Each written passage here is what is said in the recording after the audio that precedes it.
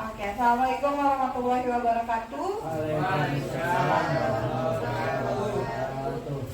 Terima kasih teman-teman waktunya, kesempatannya hari ini sudah mendampingi dan menemani saya dalam salah satu pemenuhan tugas CGP saya, yaitu diseminasi budaya positif. Sebelumnya untuk kelancaran dan keberkahan kita berdoa dulu supaya acara dan diseminasi hari ini berjalan lancar. Berdoa dimulai.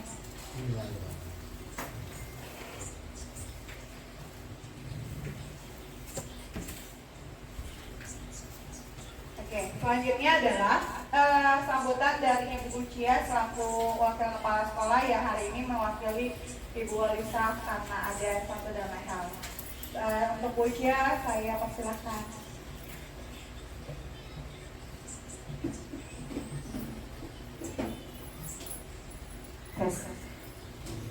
Bismillahirrahmanirrahim. Assalamualaikum warahmatullahi wabarakatuh. Yang saya hormati Ibu Walisa Triagustingsi MPD selaku Kepala Sekolah SDN Kabupaten Tarung 01 yang kebetulan hari ini sedang berhalangan hadir karena ada kegiatan dari dinas.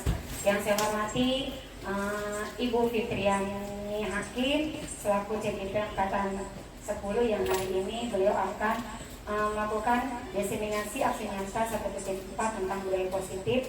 Yang saya hormati juga Bapak dan Ibu guru.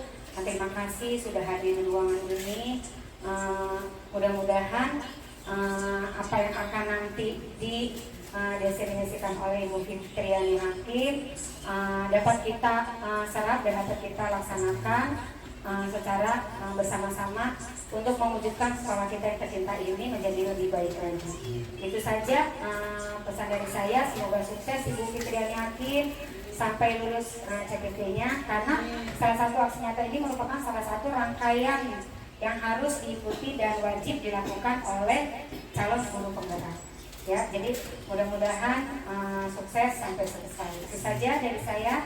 Wabillahi taufiq wal hidayah. Wassalamualaikum warahmatullahi wabarakatuh.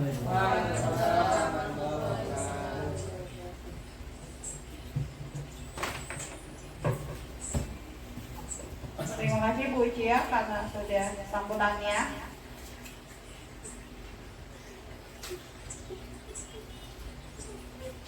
Oke, perkenalkan saya Fitri Abrani Hakim, calon guru penggerak dari DKI Jakarta Angkatan 10. Di sini di depan ada Ibu Widayati sebagai pengajar praktik, lalu ada Ibu Retma Asyibik sebagai fasilitator.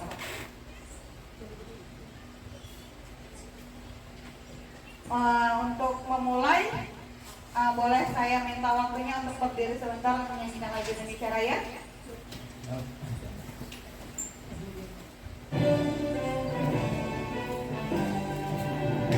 Indonesia tanah airku, tanah tumpah darahku, di sanalah aku berdiri, jadi pandu ibuku. Indonesia kebangsaanku,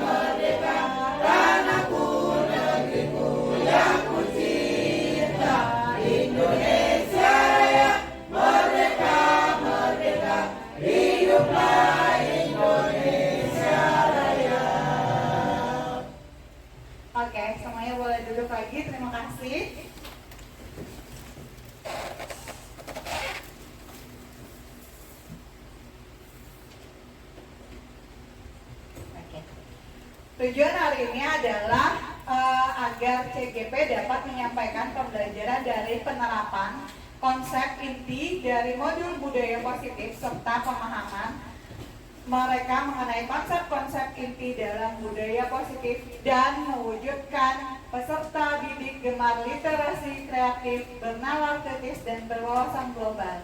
Nah, kalau yang mewujudkan peserta didik gemar literasi kreatif, bernalar kritis, dan berwawasan global seperti yang kemarin saya PI, ini merupakan adalah prakarsa perubahan yang saya buat. Harapannya kelak murid-murid di SD Rawa Badak Selatan 01 khususnya kelas rendah gemar literasi, membacanya senang, berceritanya senang, menulisnya senang. Jadi nggak ada lagi tuh kata malas nih membaca, malas nih bercerita gitu. Diharapkan dengan prakarsa yang saya buat nanti akan mewujudkan sekolah kita dengan murid-murid yang cinta membaca, suka bercerita, dan kreatif dalam hidupnya. Terima kasih. Nah, selanjutnya, setuju atau tidak bahwa hukuman dapat mendisiplinkan anak? Hukuman positif seperti membaca atau membersihkan halaman dapat meningkatkan disiplin anak. Memberi penghargaan dapat memotivasi belajar anak. Menurut Ibu Anggi, hukuman yang di depan itu bagus atau tidak untuk mendisiplinkan anak? Kalau menurut saya hukuman itu ada plus minusnya ya, kemungkinan ada baiknya, ada buruknya. Jadi tergantung siswanya sendiri saat didisiplinkan bisa berubah dengan hukuman atau tidak. Baik, terima kasih. Mari kita lihat. Nah, budaya positif kali ini adalah yang pertama, disiplin positif dan nilai-nilai kebajikan universal. Yang kedua, teori motivasi, hukuman dan penghargaan restitusi. Yang ketiga, yaitu keyakinan kelas. Yang keempat, kebutuhan dasar manusia dan dunia berkualitas. Yang kelima, restitusi 5 kontrol. Yang keenam, segitiga restitusi. Dan ketujuh, hubungan filosofi Ki Hajar Dewantara dan budaya positif. Disiplin positif itu sendiri dalam budaya kita, makna kata disiplin dimaksud atau dimaknai menjadi suatu yang dilakukan seseorang pada orang lain untuk menunjukkan kepatuhan. Kita cenderung menghubungkan hubungan disiplin dengan ketidaknyamanan. Bapak pendidikan kita Ki Hajar Dewantara menyatakan bahwa di mana ada kemerdekaan, di situ harus ada disiplin yang kuat. Sesungguhnya disiplin itu bersifat self-disiplin, yaitu kita sendiri yang mewajibkan diri kita dengan sekeras-kerasnya, tetapi itu sama saja. Sebab jikalau tidak kita cakap melakukan self-disiplin, maka wajibkan penguasa lain atau orang lain mendisiplinkan diri kita. Dan peraturan demikian itulah harus ada dalam suasana yang merdeka. Dengan kata lain, orang yang memiliki disiplin berarti mereka bisa bertanggung jawab terhadap apa yang dilakukan karena mereka mendasarkan tindakan mereka pada nilai-nilai kebajikan universal. Nah, berikut adalah tabel teori kontrol atau teori pilihan dari Dr. William Glasser.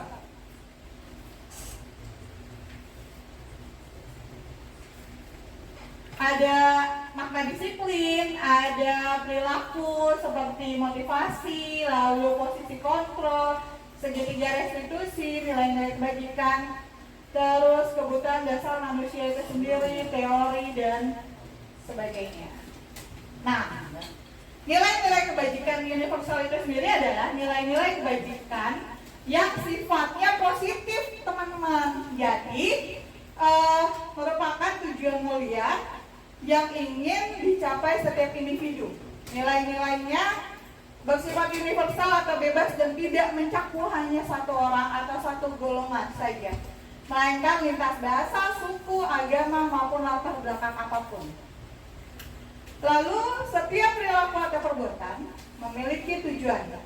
Menurut Dr. William Glasser pada teori kontrol 1984, dengan meningkatkan nilai-nilai kebajikan yang diyakini seorang, maka motivasi intrinsiknya akan terbangun, sehingga menggerakkan motivasi dalam untuk mencapai tujuan mulia yang diinginkan. Seperti kata Ibu Diana Gosset dalam bukunya 1598. Nilai-nilai kebajikan itu ada 6 juga. Pertama, beriman dan bertakwa kepada Tuhan, seperti yang terkandung dalam profil Praja Pancasila. Yang kedua, mandiri, bernalar kritis, berkebinekaan global, bergotong royong, dan terakhir, kreatif. Nah, berikut adalah teori motivasi perilaku manusia, seperti yang tadi Diana Gosset dalam bukunya yang dinamakan dengan Restricting School Discipline. Yang pertama, ada motivasi eksternal yang terdiri dari untuk menghindari ketidaknyamanan atau hukuman. Apa yang terjadi apabila saya melakukannya? Lalu yang kedua, untuk mendapatkan imbalan dari orang lain, institusi atau apa yang saya akan lakukan apabila saya melakukannya. Jadi kita nggak boleh kalau anak kamu kalau nilai 100 dapat reward ya. Nah, itu tidak boleh sebenarnya teman-teman, karena kalau kita lakukan itu maka akan terjadi anak berusaha memotivasi hanya untuk dapat imbalan. Lalu yang ketiga, motivasi internal atau diri sendiri, yaitu untuk menghargai diri sendiri. Saya akan menjadi orang seperti apa yang bila saya melakukannya.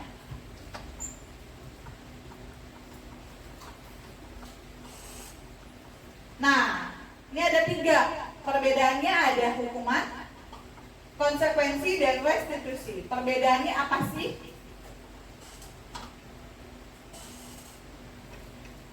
Seperti tabel di atas. Ada hukuman atau ada tabel yang menyatakan bahwa mencatat 100 kali. Dalam buku saya nggak akan terlambat pada siswa yang sering terlambat itu karena sering terlambat. Nah, ini termasuk hukuman atau konsekuensi. Menurut Ibu Revani, apa? Hukuman atau konsekuensi?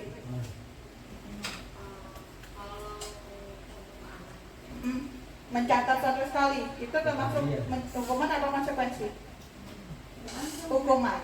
Lalu yang kedua, ada lari mengelilingi lapangan basket 2 kali karena terlambat hadir di sekolah. Menurut Bapak Sultan itu hukuman atau konsekuensi? Hukuman. Yang ketiga, murid dipinta push up 15 kali karena dia nggak pakai masker ke sekolah atau dia tidak pakai seragam sesuai jadwalnya. Menurut Ibu Nur itu hukuman atau konsekuensi? Hukuman, kecuali kalau seandainya sudah ada kesepakatan, konsekuensinya. Oke, siap. Lalu yang selanjutnya menggantikan kertas tugas teman setelah yang dicoret-coret. Jadi tugas temannya udah dicoret-coret.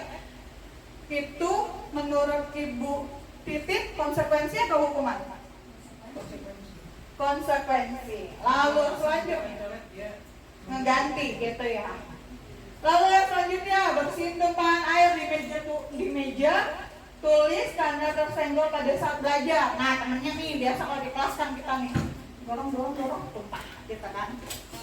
Dia nggak bersihin. Menurut Kakak Anggi lagi nih, itu konsekuensi atau hukuman? Konsekuensi. Dan 2 terakhir, murid disuruh mengenakan sepatu seharian di sekolah karena tidak menggunakan muridnya disuruh melepaskan sepatu atau nyengkel seharian.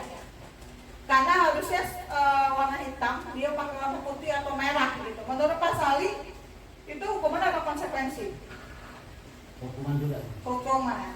Dan terakhir, lari mengelilingi lapangan basket 2 kali terlambat 10 menit, itu untuk pelajaran PJOK termasuk hukuman atau konsekuensi menurut Buja? Hukuman atau konsekuensi? Hukuman. Oke, hukuman. Nah, mari kita lihat.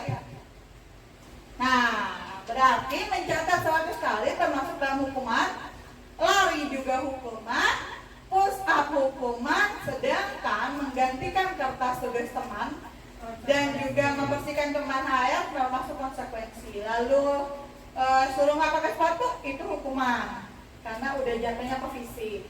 Dan terakhir, mengelilingi lapangan basket 2 kali karena terlambat untuk pelajaran PJOK disebut konsekuensi. Biar fokus, habis makan kita joget-joget dulu ya. Boleh teman-teman? Boleh. Boleh berdiri teman-teman? Oke. Kompor. Iya, biar nggak ngantuk ya. Sam sam guli guli guli guli guli sam sam sam. Sam sam sam sam guli guli guli guli guli sam sam sam.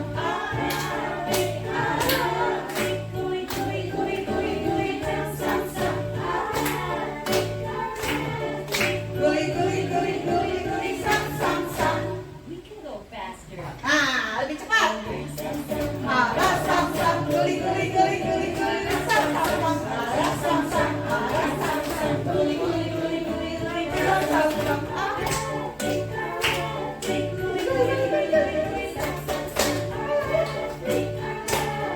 Guli guli guli guli guli sam sam. Lebih cepat guys.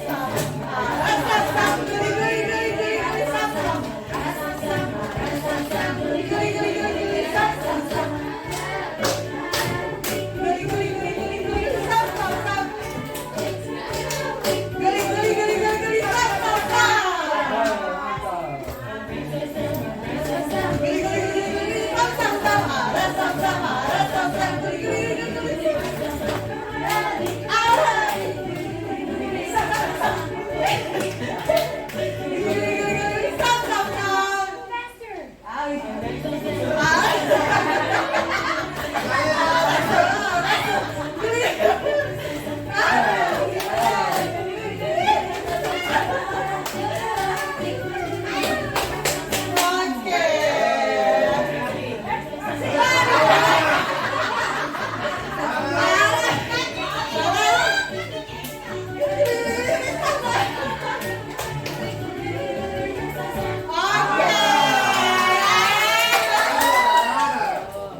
Cukup lah ya. Ngawarin nasi yang tadi kita makan pas makan siang. Dia makan anjing. Ya Allah, tenang Pak. Jangan ada ibu. Saya jangan. Oke. Sekarang perbedaan dari hukuman dan konsekuensi. Hukuman adalah yang pertama suatu yang menyakitkan dan harus terjadi. Lalu yang kedua itu bikin anak sakit, tadi yang seperti saya bilang kena fisik ataupun hati. Yang ketiga, anak benci disiplin nantinya kalau dipaksakan dengan hukuman. Terus yang keempat, terjadinya paksaan. Kelima, mendorong anak menyakiti diri sendiri. Yang keenam, konsep diri yang buruk. Ketujuh, anak belajar untuk menyembunyikan kesalahannya. Kedelapan, marah, rasa bersalah, dipermalukan, merasa tidak dihargai karena hukuman itu sendiri. Sedangkan kalau konsekuensi adalah sesuatu yang harus dilakukan dengan kesadaran, membuat anak merasa tidak nyaman dalam jangka waktu yang pendek, anak menghargai disiplin, stimulus atau tanggapan, mendorong anak agar mudah menyesuaikan diri, konsep diri yang baik, anak belajar untuk mematuhi peraturan, kehilangan hak buat tidak nyaman diasingkan untuk sementara atau time out. Ini berdasarkan dari buku Restitution Ian Dosen, The Five Positions of Control, Yayasan Pendidikan Luhur.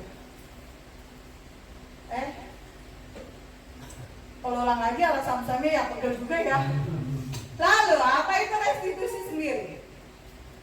Restitusi adalah proses menciptakan kondisi bagi murid untuk memperbaiki kesalahan mereka sehingga mereka bisa kembali menjadi kelompok mereka dengan karakter yang lebih kuat. Restitusi juga merupakan proses kolaboratif yang mengajarkan murid untuk mencari solusi untuk masalah mereka dan membantu mereka berpikir tentang orang seperti apa sih saya gitu yang mereka inginkan untuk menjadi tujuan mulia dan bagaimana mereka harus memperlakukan orang lain. Nah, berikut adalah tabel dari identitasnya sendiri nih, kita biar mentelaah dari restitusi konsekuensinya. Ini hasilnya positif atau negatif ya. Ada hukuman, ada konsekuensi, ada restitusi. Identitas, sukses, disiplin. Nah, kalau hukuman sudah jelas dia adalah identitas yang gagal. Seperti yang selalu menyakitkan itu segala macam yang tadi udah disebutin, itu termasuk identitas yang gagal kalau hukuman atau sudah pasti tidak boleh dilakukan oleh kita selaku pendidik. Lalu yang kedua, untuk konsekuensi dan restitusi itu bisa bersifat netral dan positif. Seperti konsekuensi yang tadi, anak bercanda di kelas bawa minuman, tumpahin minuman temannya, dia harus membersihkan. Itu konsekuensi, itu bisa jadi baik, bisa jadi ya udahlah gitu lah. Sedangkan kalau restitusi, dia nyenggol temennya jalan, menyenggol sambil bercanda. Dia restitusi, dicari solusinya, kenapa sih saya harus ganti minuman? Oh, ternyata karena pas saya jalan bercanda, nyenggol minuman temennya. Jadi solusinya apa ya biar gak nyenggol? Berarti besok-besok kalau jalan lihat mata di kelas jangan bercanda, karena takutnya nyenggol punya temannya atau yang bahaya lagi kena ujung meja. Itu merupakan restitusi karena ditelaah masalahnya. Iya, menyadari kesalahannya terus dicari solusinya biar tidak terjadi lagi. Begitu Bu Feria. Nah, ini adalah 9 ciri-ciri dari restitusi itu sendiri. Yang pertama, bukan menebus kesalahan, tapi belajar dari kesalahan. Kayak tadi datang terlambat, kamu nulis 100 kali lari lapangan, itu bikin dia jerah atau sadar salah atau tidak? Tidak. Dia malah, sekolah malas banget, gue tau aja gak usah masuk, mendingan bolos daripada terlambat nulis gitu. Tapi kalau restitusi dipanggil, kenapa terlambat? Apa penyebabnya? Cari solusinya. Kan ada anak yang terlambat itu misalkan bangun siang. Dia bangun siangnya kenapa? Ternyata main HP. Dicari lagi solusinya. Oh, solusinya adalah gurunya nelfon ke mamanya bentar malam, anaknya jangan main HP malam-malam, jadi kesiangan. Atau bisa jadi kayak kenapa terlambat? Satu, ternyata motor ayahnya mogok, ternyata bannya kempes. Itu kan di luar ya, seharusnya dicari solusinya biar dia nyadar dia salah. Lalu yang kedua, restitusi itu memperbaiki hubungan. Anak yang tadinya gelasnya kesonggel, berantak, kesel karena ngerasa minumannya kebuang, diperbaiki dengan restitusi. Kenapa berantem? Sini sama Bu Guru. Oh, kamu salah nggak? Salah, kenapa salah? Gini-gini. Jadi anak akan yang tadinya panas, gontok-gontokan karena restitusi jadi memperbaiki. Oh iya, saya salah. Yang salah minta maaf, yang temannya yang gelasnya pecah atau gelasnya tumpah memaafkan. Lalu yang ketiga, tawaran bukan paksaan. Kenapa disebut bukan paksaan? Seperti kayak anak nyenggol, yang satu kesel. Nah, kita sebagai guru kita nanya, menurut kamu salah tidak? Kalau udah salah harusnya apa? Kalau sudah salah biar nggak keulang bagaimana? Itu termasuk ke tawaran bukan paksaan. Bukan salah ya kamu numpahin, kamu harus ganti itu. Lalu yang keempat, restitusi menuntut untuk melihat ke dalam diri. Kita tanya anaknya pelan-pelan, salah tidak, biar dia berpikir dengan dirinya sendiri. Lalu yang kelima, restitusi mencari kebutuhan dasar yang didasari tindakan. Karena restitusi diri adalah cara yang paling baik. Ketujuh, restitusi fokus pada karakter bukan tindakan. Kedelapan, restitusi fokus pada solusi. Dan kesembilan, restitusi mengembalikan murid yang berbuat salah kepada kelompoknya. Nah, kalau tadi sudah belajar restitusi, sekarang belajar 5 kebutuhan dasar manusia. Ada kebutuhan bertahan hidup seperti makanan, tempat tinggal, lalu ada kebebasan. Kebebasan itu apa? Bebas seperti kita. Bisa memilih, ini kita mau jadi apa sih profesinya. Kita bebas memilih melakukan apa yang kita mau. Lalu kesenangan, kita bisa, bosan kerja, biar happy. Ngapain ya? Kayak kalau itu kan biar happy, dengerin musik, jalan-jalan, atau minum kopi, itu bikin senang. Nah, ini merupakan 5 kebutuhan dasar manusia. Ada kasih sayang, siapa sih yang nggak mau disayang, gitu kan. Lalu yang keenam, atau kekuasaan atau power. Kekuasaan atau power ini bukan untuk orang lain, teman-teman, tapi buat diri kita sendiri. Kekuasaan ketika kita memiliki kebebasan, memilih yang baik dan tidak, memilih sesuatu yang harus dan tidak harus dilakukan. Selanjutnya, keyakinan sekolah dan kelas. Nah, kenapa harus ada keyakinan kelas? Mengapa tidak peraturan kelas atau kontrak pembelajaran aja? Boleh? Ada yang mau jawab? Bu Keri, menurut Bu Keri, kenapa harus keyakinan kelas, bukan peraturan atau kontrak belajar? Agar kita suasana kelas aman, kondisi anak-anak disiplin, mandiri, paling tidak menyadari menyadari dia itu kalau berbuat salah tuh melakukan konsekuensinya. Oke, baik. Terima kasih Bu Keri. Benar sekali kata Bu Keri. Kenapa sih harus keyakinan kelas bukan peraturan kelas? Kalau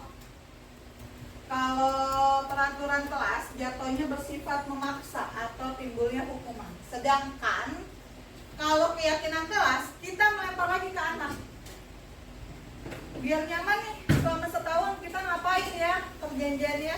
Contohnya nih, kalau ada yang lupa bawa buku atau bawa PR, apa nih konsekuensinya? Kalau ada yang datang terlambat, apa nih konsekuensinya? Jadi kita lempar ke anak, gunanya membangun kesadaran anak kalau dia salah, dia perbaiki. Dengan kesadaran ya, karena dia buat sendiri bersama teman-teman dan kita selaku guru. Sedangkan kalau peraturan kelas, nomor 1, murid gak boleh telat. Kalau telat didenda.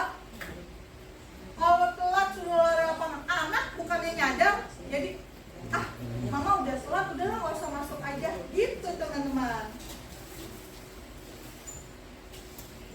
Nah, keyakinan kelas dijabarkan dalam 1 titik-titik karena menekankan keyakinan pada seseorang akan lebih memotivasi seseorang dalam dirinya sendiri. Yang kedua, karena seseorang akan lebih tergerak dan bersemangat untuk menjalankan keyakinan daripada mengikuti peraturan tertulis tanpa makna. Lalu keyakinan kelas, bedanya adalah berupa pernyataan yang bersifat universal, yang mudah diingat dan mudah dipahami, serta harus diterapkan dalam lingkungan sekolah. Kesepakatan dibuat bersama-sama. Kalau telat nih, menurut kalian anak-anak harus ngapain? Kita lempar ke anak, bukannya menunjuk anak, kamu telat, gak boleh nih, enggak. Dengan kesepakatan kita berikan anak kebebasan, kayak tadi kan kekuasaan. Lalu pernyataan kelas dibuat dalam bentuk positif, enggak menghardik, tidak otoriter, tidak aja, ya udahlah, udah peraturan tidak. Lalu guru berperan mewujudkan terbentuknya keyakinan kelas. Jadi kalau ada anak yang melakukan kesalahan, bukan harus begini, tapi nah, kamu telat ya, ingat nggak kamu melanggar peraturan? Kan ini ada kesepakatan kelas, kita mengarahkan aja teman-teman.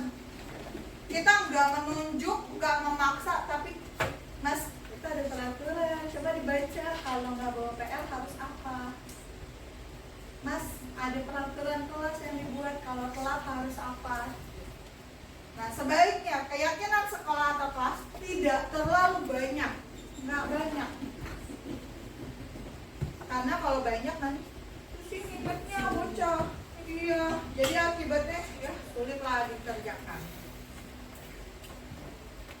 Lalu untuk melakukan keyakinan kelas itu sendiri membutuhkan 5 pendekatan restitusi dengan posisi kontrol,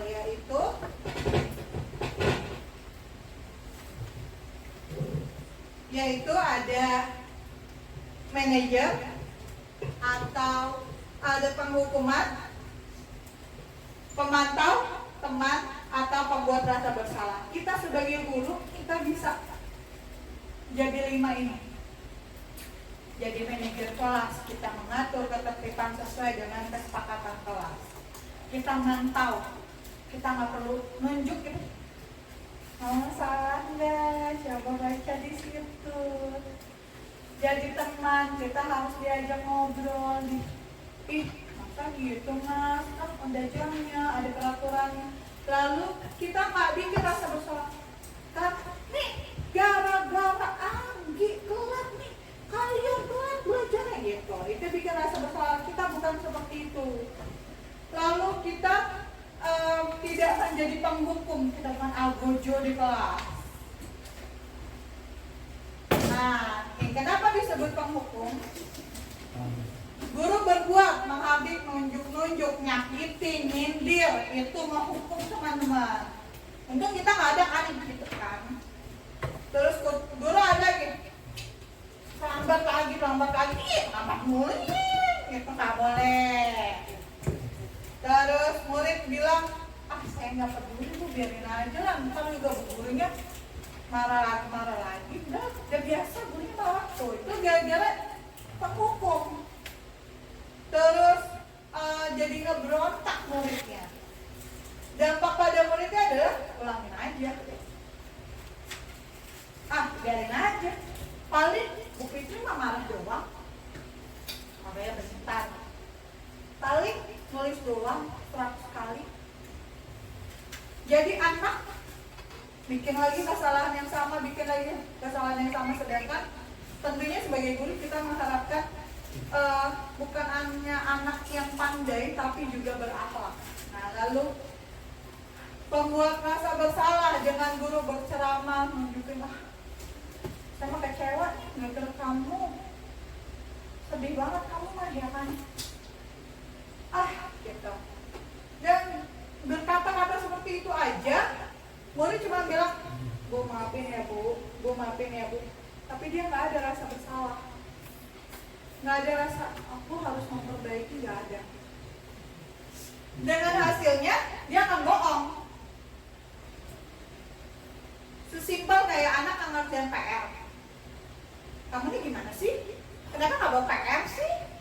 Harusnya dibawa dong, kan ada jadwalnya dong. Nah, mulai aku bilang, iya bu maafin ya, besoknya nggak bawa lagi. Hasilnya, daripada diomelin, kalau nggak ditanya, nggak dicek satu-satu, diem aja loh. Ibunya suka lupa nggak ngitung satu-satu, jadi dia bohong. 1 kali bohong akan menimbulkan kawan-kawan kebohongan lainnya. Lalu muridnya akan merasa, saya mah nggak bisa, nggak bawa buku mulu, saya mah itu, kena ke mental anak. Dan itu yang nggak boleh kita lakukan ketika kita bersama anak. Nggak boleh membuat anak merasa bersalah. Lalu, kalau ini jadi temen nih, gurunya berbuat alasan untuk muridnya membuatkan kayak ayolah aku biar Pak Sultannya dilihat sama Bu Lisa, ayolah biar Gunur diliatin gitu nilainya bagus nanti sama Pak Sali gitu. Jadi muridnya akan mikir senang aja coba PR Gunur kan CS besti gitu kan, dia akan ngegampangin menjadikan gurunya untuk aja adalah teman basic nggak bakal marah Pak Sultan mah tenang aja nggak bener nggak mana TCS. Dampaknya murid jadi tidak mandiri, tidak bisa memutuskan harus apa dan bagaimana. Sedangkan kalau pemantau guru cuma menghitung dan mengukur seperti yo apa peraturannya, coba lihat di tembok kesepakatan kelasnya apa. Kan murid akan bilang, oh iya Bu dapat berapa bintang, poin apa, dan lain-lain. Dia akan melakukan hal tersebut, melakukannya hanya ketika ada guru, tidak dari hati. Begitu nggak ada. Nah, kita bercanda aja guys, gitu. Karena nggak ada anak ininya pemantaunya. Tapi kalau akan menghasilkan anak yang menitik beratkan pada dampak dirinya sendiri, mendapatkan hadiah hukuman itu kalau ada gurunya. Sudah anak budikin. Kalau nggak ada budikin, lari sana sini. Kalau nggak ada buangki, main. Aja nggak ada buangki gitu. Tidak mendidik anak untuk menyadari kesalahannya. Nah, nada suara datar, bahasa tubuh yang formal, seperti guru bilang, Adi, tahu nggak? Kamu jam berapa kita mulai? Tahu Pak? Kamu kan terlambat 15 menit. Kamu sudah mengerti konsekuensi yang harus dilakukan bila terlambat? Paham Pak? Saya harus tinggal kelas pada jam istirahat nanti dengan gampang. Tuh. Ya, nanti jam istirahat ya. Kamu harus tinggal di kelas nyelesain tugas. Kata gitu ya udah. Saya lagi puasa kebenaran gitu. Jadi tidak mikir dia salah. Terus manajer, kita sebagai guru harus menjadi manajer di kelas kita sendiri. Guru buat pertanyaan, mengajukan pertanyaan kayak yakin gak nih kamu ngelakuin itu, kenapa sih lakuin itu, terus kamu mau gak perbaikinya. Dengan kayak gitu murid akan berpikir bagaimana caranya agar saya bisa memperbaiki keadaan ini. Saya perbaiki salahnya, hasilnya kita menguatkan karakter tanpa urat, tanpa tenaga, dengan keyakinan kelas sendiri dan memanajer kelas, maka kita akan mendapatkan hasil watak anak yang menjadi lebih baik. Anak menyadari kesalahan. Sama mungkin kayak di rumah kalau diomelin doang kita enak ngomel mulu, tapi kenapa sih Di? Kok pulangnya malam terus? Kan mama sendirian. Dengan sendirinya pasti kaki merasa bersalah nggak? Berubah nggak? Nah itulah gunanya memanajer kelas. Adi, kamu tahu nggak jam berapa sekolah dimulai? Jam 7. Nah, kamu datang jam 7.30, menurut kamu terlambat nggak tuh kata gurunya? Saya bisa menanyakan dengan saya, Pak, ngerjain tugas apa enggak yang tertinggal saya apa nih setengah jam Pak? Yang memperbaiki dengan usahanya sendiri karena dia merasa, dia tahu dia terlambat. Lalu gurunya ngomong, oke, boleh kayak gitu. Tanya temannya tadi udah dijelasin perkalian, ada soalnya 1-5 kamu kerjain tanpa disuruh. Terus ditanya lagi, kenapa sih nggak datang tepat waktu? Saya nggak bisa datang tepat waktu Pak, kenapa? Ditanya dengan baik. Itu manajer kelas. Selanjutnya ada res. Kalau tadi udah 5 kebutuhan dasar, Selanjutnya ada segitiga restitusi. Nah, ini adalah gambar atau contoh segitiga restitusi yang ada menstabilkan identitas, menanyakan keyakinan, lalu validasi tindakannya salah atau tidak. Menstabilkan identitas seperti setiap orang pernah melakukan, ya sih, semua orang pasti pernah pulang malam, nggak cuma Anggi pulang malam. Itu adalah kata-kata yang segitiga restitusi. Lalu kamu salah nggak pulang malam? Bagus nggak pulang malam? Bener nggak nih? Mama khawatir kalau kamu pulang malam itu menanyakan atau keyakinan. Dan terakhir validasi tindakannya salah atau tidak. Seperti kayak kamu punya alasan kenapa sih kamu nangis? Kenapa? Ibu, teman Anggi belum pulang, kasihan sendirian. Ibu, Mbak Anggi kempes. Setidaknya kita tidak menuduh. Nih, Anggi nih pulang malam nih pasti nih harus main nih gitu. Enggak, tapi kita menelaah tindakan anak. Sama di kelas juga gitu. Kalau ada anak yang tadi nyinggung, udah pasti nih, emang gak bisa diem nyawakin emang gitu. Mel aja gurunya. Tapi ditanya, kenapa sih? Coba sini duduk. Beli apa tadi di lapangan, di kantin? Kenapa? Nenggol temennya. Terus kalau ada nenggol, kamu harus apa? Terus kamu salah apa enggak? Kalau orang salah harus apa? Nah, itu bisa dilakukan dengan melakukan segitiga restitusi. Segitiga restitusi adalah materi baru yang saya dapatkan ketika saya mengikuti program guru penggerak. Restitusi dilakukan sebagai upaya membantu siswa memperbaiki diri agar dapat kembali ke kelompoknya dengan karakter yang lebih baik. Nah, tadi kalau kita biasanya nunjuk dengan segitiga restitusi, kita membantu anak untuk menyadarkan, salah enggak kamu kayak gitu? Kalau salah harus apa? Kalau salah selain minta maaf harus apa? Oh, tidak mengulangi, dengan cara apa? Cari solusinya. Seperti itu. Nah, langkah-langkahnya sendiri dari segitiga restitusi yang saya pelajarin adalah pertama yang tadi, menstabilkan identitas. Saya tanya nih masalahnya, ajak ngobrol. Santai. Siapa jahat? Nggak buru-buru gitu. Kedua, divalidasi. Nah, menurut kamu salah enggak? Kalau udah salah harus apa? Kalau tanya nih, kamu yakin nggak nih salahnya di mana? Ayo cari solusinya bagaimana?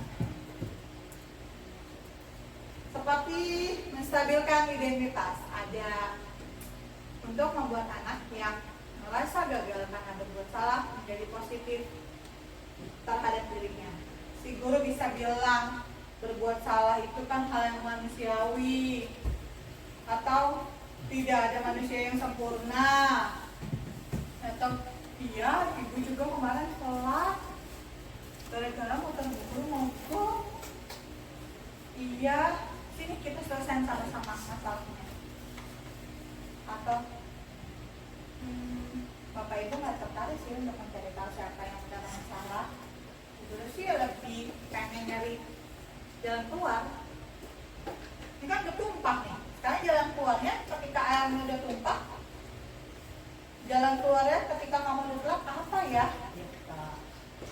Lalu bisa menyalahkan dirimu sendiri. Kalau kamu nyalahin diri sendiri, kalau kamu ya kan dokter saya bu, dia nggak minum ya bu, dokter saya ya belajarnya telat, itu kamu akan bersifat baik nggak usah ke orang lain, ke dirimu sendiri. Kita bisa seperti itu ke anak-anak, menstabilkan identitas. Lalu validasi kebutuhannya, membantu murid mengenali basic need atau kebutuhan dasarnya murid untuk dipenuhinya ketika melakukan kesalahan itu sendiri. Pada dasarnya, setiap manusia atau setiap tindakan manusia tujuannya adalah memenuhi kebutuhannya. Apakah itu power, freedom, love, belonging, atau survival. Kita sebagai guru bisa bilang, kamu bisa aja kan ngelakuin salah atau hal buruk, tapi kamu lakuin enggak. Kamu bisa aja sih kalau telat, ya udahlah telat aja. Tapi bagus gak sih? Kamu pasti punya alasan yang ngelakuinnya. Apa sih alasannya? Kenapa sih bukunya nggak dibawa? Kenapa sih baju seragamnya tidak sesuai? Atau apa ya yang penting buat kamu? Kamu boleh tetap berusaha menjaga sikap itu, tapi tambahkan sikap yang lain atau yang baru dan lebih baik. Atau bisa, maukah kamu belajar cara yang lain untuk mendapatkan kebutuhannya tanpa harus memukul? Oke, temennya ngedorong nih, numpahin air, yang numpahin mukul, atau yang ditumpahin yang mukul. Kita bisa seperti bilang, emang harus mukul? Emang semua masalah bisa selesai dengan kekerasan? Kan enggak. Nah kalau berantem, yang satu ditangkap polisi, yang satu enggak ada, gimana? Kan bisa gitu. Terus kamu bisa melakukan hal yang lebih baik lagi besok.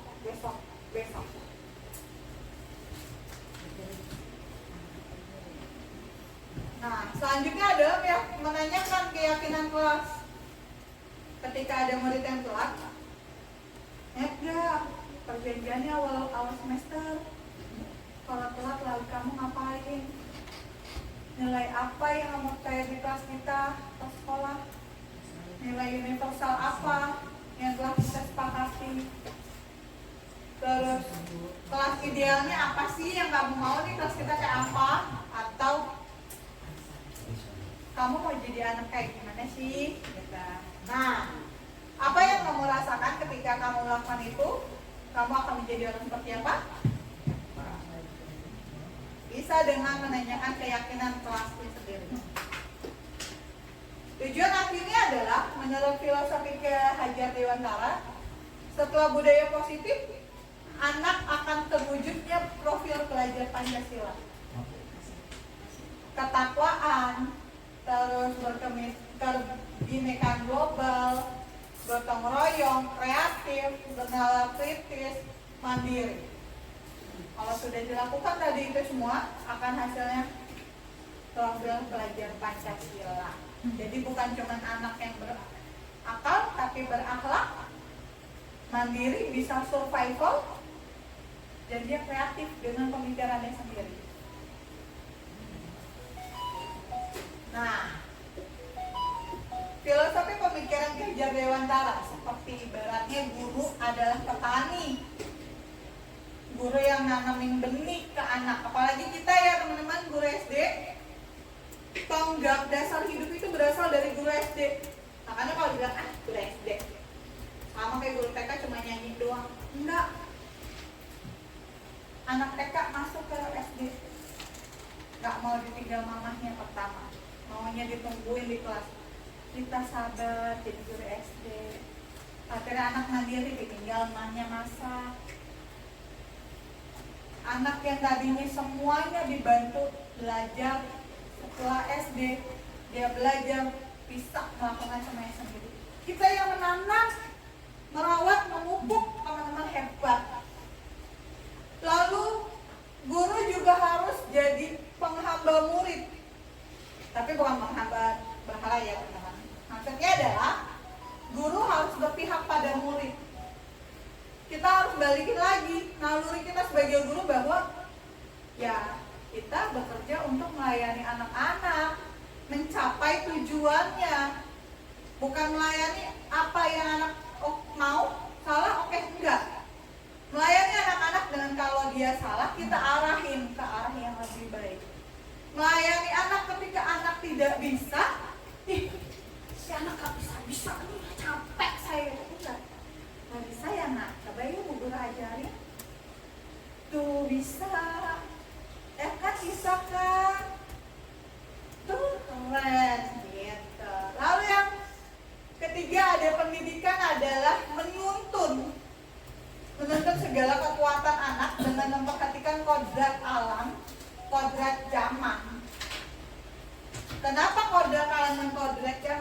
sekarang, kalau dulu ngajar pakai kapur, kalau sekarang enggak. Ada proyektor, kita bisa buka YouTube. Nih, ada Canva, ada game. Nah itu kita harus mengikuti zaman, karena sekarang kan anak-anak semuanya tentang gadget. Bisa dialihin kayak pembelajaran matematika itu sebenarnya ada di Canva, Wordwall, atau kayak Pak Sultan olahraga. Karena anak doyan yang sekarang gadget, bisa diarahin. Mungkin kamu bisa nggak ikutin gerakan yang ada di TikTok? Padahal gerakannya apa? Lari, loncat, yang sebenarnya itu ada di pembelajaran. Nggak bisa kalau kita cuma ngikutin, zaman saya nggak ada kayak gitu. Kita nggak usah ngikutin zaman, nggak bisa. Kita harus menuntun murid mengikuti zaman, tapi tetap menyaring. Ketika dia sekarang udah semuanya tentang gadget, kita lariin gadget menjadi pengetahuan, bukan menghalangi gadget untuk belajar. Kalau kita halangin, anak gak boleh sama sekali pegang handphone, anak akan jadi murid yang tertinggal. Lalu yang terakhir, budi pekerti. Kalau saya pribadi merasa memang kita sebagai guru ya, pasti ngarepinnya bukan cuma yang pintar, tapi yang berakhlak. Nah, dengan pemikiran Ki Hajar Dewantara diharapkan peserta didik memiliki budi pekerti yang gak cuma pintar kognitifnya, karsa afektifnya, juga menciptakan psikomotorik dengan akhlak yang baik, seperti pendidikan tempat persemaiannya.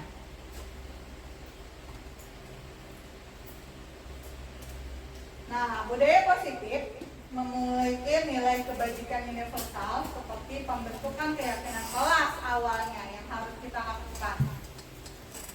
Bikin perjanjian, tapi anak yang bikin. Jadi ketika anak melakukan salah, anak tahu dia salah, anak berpikir, mencerna, dan memperbaiki. Lalu dibiasakan. Kayak kita kan literasinya, kalau saya tiap pagi sebelum habis baca doa, baca surat pendek. Nah itu dibiasakan, itu literasi. Dengan adanya kontrol dan pengawasan, kita tidak menjadi penghukum, pembuat rasa bersalah, tidak jadi teman juga, tidak jadi pemantau, tapi kita menjadi manajer kelas.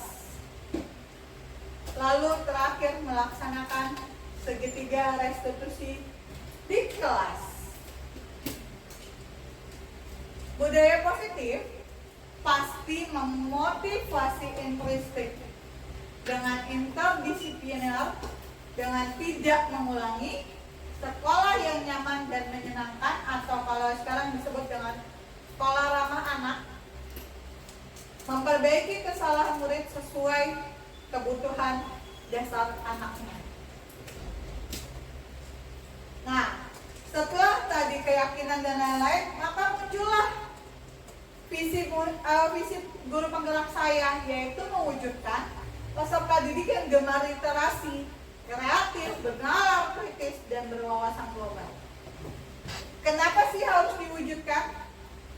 Karena kebenaran saya ngajar kelas 2, di mana kelas 2 itu yang diutamakan adalah calistung, baca tulis hitung.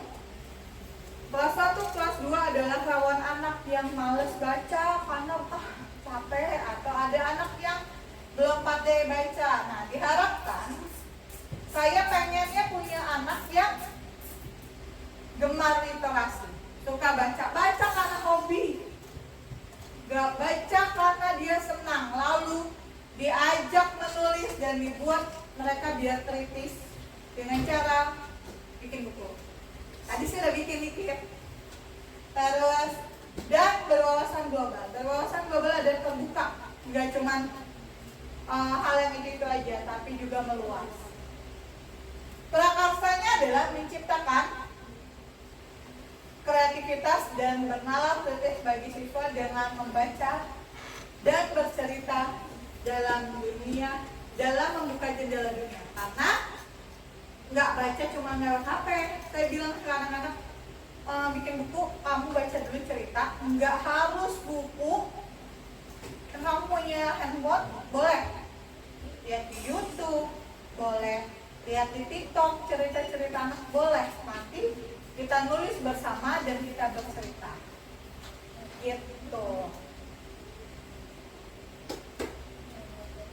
Sekian dan terima kasih teman-teman waktunya. Tapi sebelum ditutup saya mau nanya, boleh nggak? Boleh nggak? Boleh. Oke. Sebelum ditutup saya mau nanya dulu nih. Tadi sama Mbak Widya sebagai ketua saya, bukan ketua ya kan, sebagai pemantik, saya sebagai CGP senior yang masih anget-anget ya kan.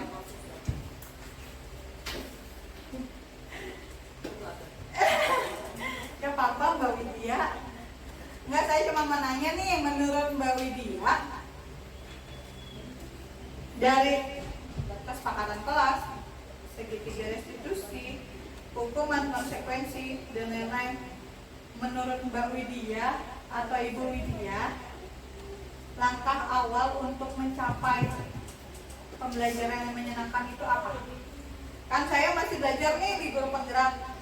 Saya mau nanya Mas Gurunya.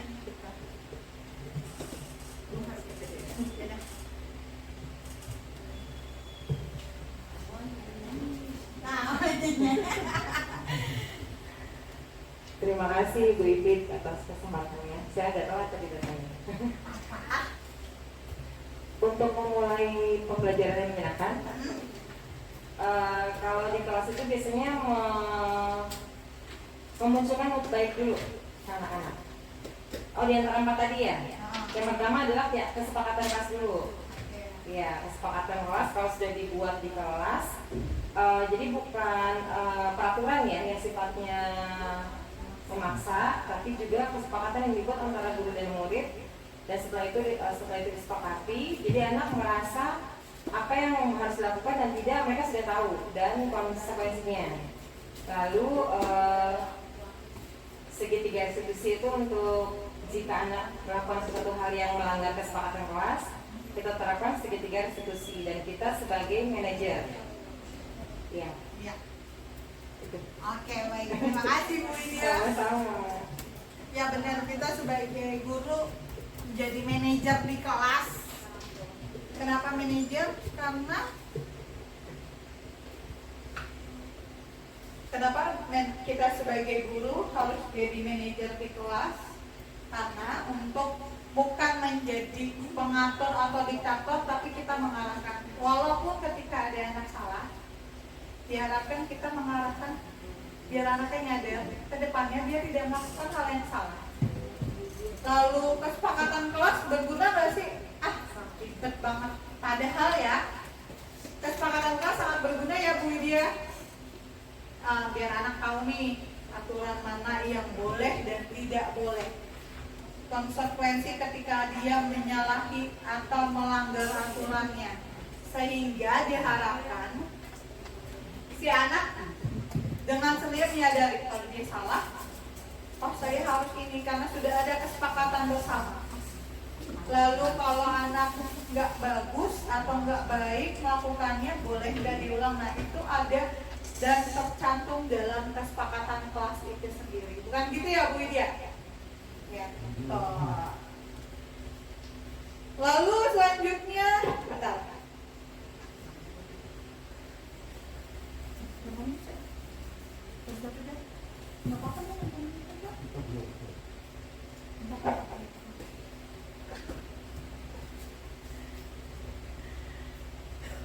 Sekian paparan dari saya, diseminasi saya. Terima kasih buat waktunya.